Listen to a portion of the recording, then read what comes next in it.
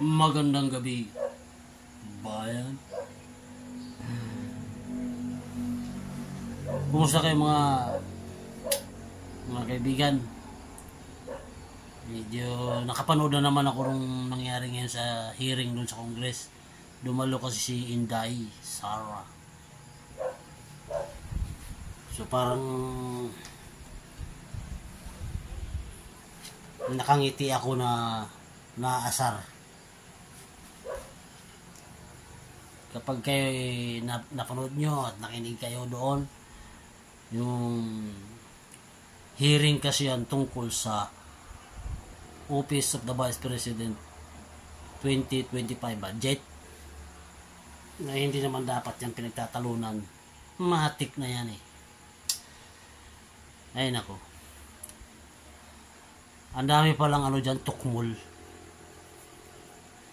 mga neophytes ba sa Congress. Parang ano eh, parang na-impluwensyahan na ng mga walang tsinelas yung Congress eh. Sa bagay, marami naman talaga dyan. Alam nyo ba yung mga walang tsinelas? Yan ang tawag namin sa Mindanao ng mga makakaliwa. Ang tawag namin doon sa Mindanao niyan eh, mga walang tsinelas. Meron diyang university sa Misamis Oriental, ang lakas ng recruitment. Ayoko lang banggitin kung saan yan.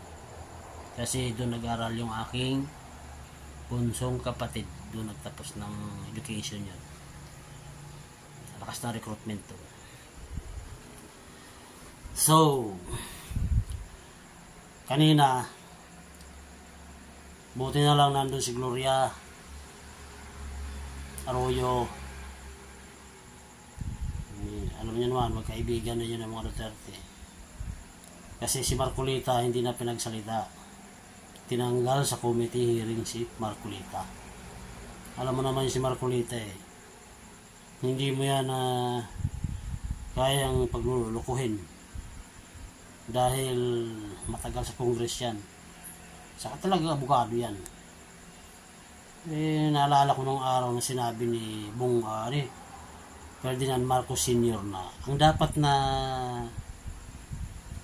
tumakbo dyan sa Congress at saka sa Senado ay abogado.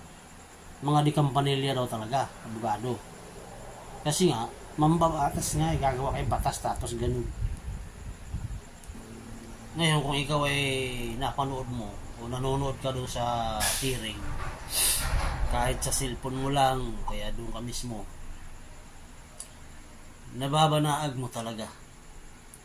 Hindi lang nababanaag, malinaw na talagang doon sa Congress mga mukhang pera. Isipin mo maigi, mayroon yan silang pork barrel. Saan nila pinagagamit yung pork barrel na yun?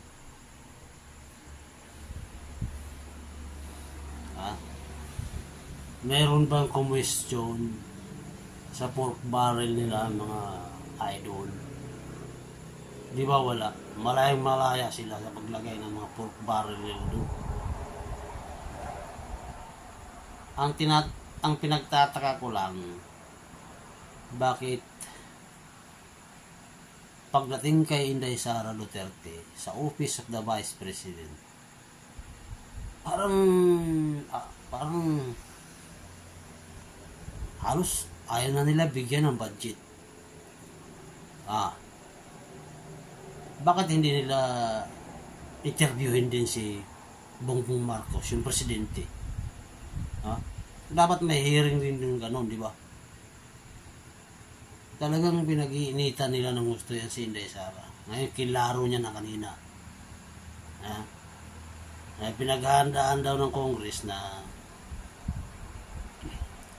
yung 2028 election. Sinabi ni Sara, hindi siya tatakbo. Ang masakit pa doon mga idol, sinabi niya na hindi niya kaibigan si Bongbong Marcos. Eh, totoo naman, hindi man talaga magkaibigan yung dalawang yan. Ang kaibigan, ang alam kong kaibigan ni Sarah, si Amy Marcos, mga idol. So,